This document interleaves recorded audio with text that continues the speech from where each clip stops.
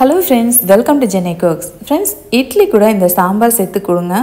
இட்லி வேண்டான்னு யாருமே ஒதுக்கி தள்ள மாட்டாங்க. அந்த அளவுக்கு சூப்பரா இருக்கும். சிம்பிளா ஒரு விசில் போதுங்க நம்ம விட்டு எடுத்தோம்னா கூடவே ஒரு புதினா சட்னியும் அரைச்சிருக்கேன். இப்போ வாங்க எப்படி செய்யறதுன்னு பார்க்கலாம். ஒரு 150 கிராம் பாசிப்பருப்பு எடுத்துக்கிறேன். அது நல்லா தண்ணி விட்டு ஒரு 2-3 டைம் நல்லா கழுவி எடுத்துக்கோங்க. பருப்புலலாம் பார்த்தீங்கன்னா நிறைய தூசு அழுக்கு அந்த மாதிரிலாம் இருக்கும். அதனால நல்லா கழுவி எடுத்துக்கோங்க. இப்போ நல்லா கழுவியாச்சு, அந்த தண்ணி வடிகட்டி எடுத்துக்கலாம். 2-3 டைம் கழுவியாச்சு. கூடவே ஒரு 4 தக்காளி இது கூட நான் சேர்த்துருக்குறேன். நம்ம இந்த சாம்பாருக்கு புளி எதுவும் சேர்க்க போகிறதில்ல, வெறும் தக்காளி மட்டும்தான். அதனால் 4 தக்காளி சேர்த்துக்கோங்க. இது ஒரு 4-5 பேர் தாராளமாக ஒரு நேரத்துக்கு ஊற்றி சாப்பிட்லாம். 2 பச்சை மிளகாய், ஒரு 10 பல் பூண்டு. நாட்டு பூண்டாக இருந்ததுன்னா 10 சேர்த்துக்குங்க, பெரிய பல்லாக இருந்ததுன்னா 5 சேர்த்துக்கோங்க. மிளகு ஒரு அரை டீஸ்பூன் எடுத்து இடித்து சேர்த்துக்கோங்க. இது மூழ்கிற அளவுக்கு தண்ணி விட்டுக்கோங்க. ஒரு 1/2 லிட்டர் போல் தண்ணி விட்டுருக்குறேன். ஒரு 10 நிமிஷம் அப்படியே ஊறட்டும்.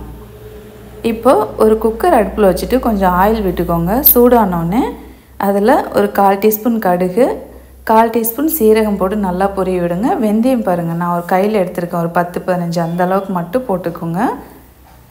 இதையும் சேர்த்து நல்லா பொரிஞ்சதுக்கப்புறமா ஒரு கொத்து கருவேப்பிலை. இந்த சாம்பார் செஞ்சு பாருங்கள். செய்கிறது ரொம்ப சிம்பிள், அதே மாதிரி சாப்பிட்றதுக்கு அருமையாக இருக்கும். இப்போது ஒரு பெரிய வெங்காயம் இது கூட கட் பண்ணி நான் சேர்த்துருக்குறேன். கூடவே ஒரு 10 சின்ன வெங்காயமும் சேர்த்துக்கோங்க. ஒரு 5-6 சின்ன வெங்காயம் இருந்தால் கூட போதும், நல்லா வாசனைக்காக.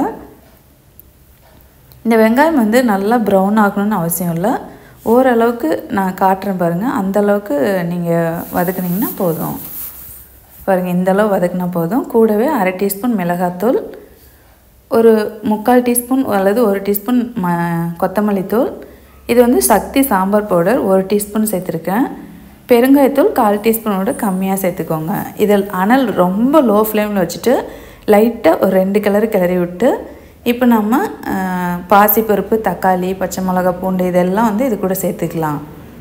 ஏற்கனவே 1/2 லிட்டர் தண்ணி நான் விட்டுருக்குறேன். இன்னும் ஒரு 1/2 லிட்டர் போல் நான் சேர்த்துக்கிறேன். இது ஒரு நேரத்துக்கு நல்லா தாராளமாக ஊற்றி சாப்பிட இந்த சாம்பார் கரெக்டான அளவில் இருக்கும். கூடவே கொஞ்சமாக மஞ்சத்தூள், தேவையான அளவு உப்பு, கொத்தமல்லி இலை இருந்தால் கூட கொஞ்சமாக சேர்த்துக்கோங்க. எப்போவுமே என்னோடய சமையலில் கொத்தமல்லி நிறையா போடுவேன். இன்றைக்கி கொத்தமல்லி முடிஞ்சிச்சு, அதனால் போடலை. இப்போ குக்கர் மூடி போட்டுட்டு கரெக்டாக ஒரே விசில் விட்டிங்கன்னா நல்லா பூ மாதிரி மலர்ந்துருக்கும். ரொம்ப அதிக விசில் விட தேவையில்ல. பாசிப்பருப்பு குயிக்காக வெந்துடும். அதனால் ஒரு விசில் மீடியம் ஃப்ளேமில் வச்சு எடுத்துக்கோங்க. ஒரு விசில் வந்தோடனே அந்த ஏர்லாம் அடங்கினோடனே ஓப்பன் பண்ணுங்கள். அவசரப்பட்டு ஓப்பன் பண்ணிங்கன்னா பருப்பு வேகாது. பார்த்திங்களா, நல்லா எப்படி சூப்பராக கமகமன்னு வாசனையோட நமக்கு சூப்பரான சாம்பார் தயாராகிடுச்சு. இது ரொம்ப திக்காக இருக்குது, அதனால் கொஞ்சமாக தண்ணி விட்டுக்கலாம். தண்ணி கொதிக்க வச்ச தண்ணி இருந்தால் கூட நீங்கள் இது கூட சேர்த்துக்கோங்க. அல்லது இந்த திக்னஸ் போதுன்னா கூட அப்படியே விட்டுக்கோங்க, கொஞ்சமாக மல்லி இலை தூவிட்டு. கூடவே கொதிக்க வச்ச தண்ணி நான் இன்னும் கொஞ்சம் சேர்த்துக்கிறேன். கொதிக்க வச்ச தண்ணி சேர்த்ததுனால நான் இன்னொரு டைம் கொதி விடலை, அப்படியே விட்டுட்டேன். மேலே கொஞ்சமாக கொத்தமல்லி இலை தூவிக்கோங்க. சுவையான இட்லி சாம்பார் ஒரு 10 நிமிஷத்தில் தயாராகிடுச்சு. அடுத்தது இது புதினா சட்னி என்னோடய ஸ்டைலில் செஞ்சுருக்கேன். சூப்பராக இருக்கும் இட்லிக்கு. நீங்களும் ட்ரை பண்ணி பாருங்கள். ஒரு நான்ஸ்டிக் பேன் அடுப்பில் வச்சுருக்கிறேன். அது சூடானோடனே கொஞ்சம் ஆயில் விட்டுக்கோங்க. நான்ஸ்டிக் பேனில் எப்போ சமைக்கும் போதுமே இந்த ஸ்டீல் கரண்டி அல்லது எவர் சில்வர் கரண்டிலாம் யூஸ் பண்ணாதீங்க. அதே மாதிரி லோ ஃப்ளேமில் தான் சமைக்கணும். ஆயில் சூடானோடனே 2 டீஸ்பூன் அளவுக்கு உளுந்த பருப்பு சேர்த்துட்டு ஒரு 4 வரமிளகாய் நான் இது கூட சேர்த்துருக்குறேன். லோ ஃப்ளேமில் வச்சுட்டு நல்லா வறுத்து எடுத்துக்கோங்க. கூடவே ஒரு 2 கொத்து கருவேப்பிலையும் சேர்த்துட்டு வறுத்துக்கோங்க.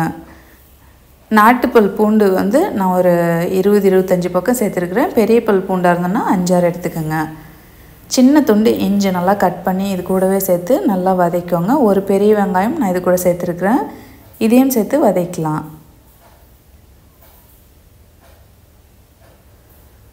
புளி ஒரு சின்ன துண்டு, ரொம்ப கம்மியான அளவில் சேர்த்துக்கோங்க. இந்த புளியங்கொட்டை அளவு இருந்தால் போதும். பாருங்கள், இந்தளவு வதக்குனிங்கன்னா போதும். கூடவே ஒரே ஒரு தக்காளியும் இது கூட சேர்த்துக்கோங்க. தக்காளி சேர்த்ததுனால புளி ரொம்ப கம்மியான அளவில் சேர்த்துக்கோங்க. தக்காளி நல்லா வதங்கட்டும், அந்த அளவுக்கு நல்லா வதக்கி விட்டுறலாம்.